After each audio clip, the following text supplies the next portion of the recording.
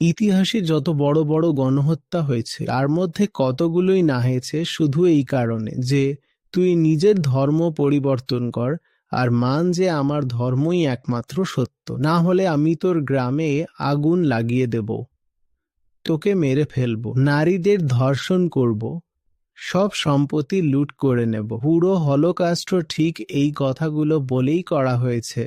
আমার মতে আকাশ 8টা, ও ওখানে বসে আছে ওদের মতে 5টা, আমি এখানে একটা লাঠি লুকিয়ে রেখেছি, আর তারপর মারপিট শুরু।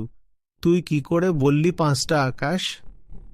8টা কেন বললি না? তুই তো আমার ঈশ্বরকে অপমান করলি, তুই তো ব্লাসফেমি করলি। আমি তোকে মারব। তোমরা কি একদম পাগল হয়ে গেছো নাকি? 8টা আকাশ, 5টা আকাশ, এগুলো কি নিয়ে বসে আছো? কেউ বলছে পৃথিবী নাকি কোনো জন্তু বানিয়েছে, কেউ বলছে পৃথিবীর ওপর একটা বিশাল চাদর ঢাকা আছে। কোন দুনিয়ায় আছো? কোন যুগে আছো? আজও কেউ কেউ বিশ্বাস করে যে সূর্য নাকি পৃথিবীর চারিদিকে ঘোরে। এইসব কি কথা?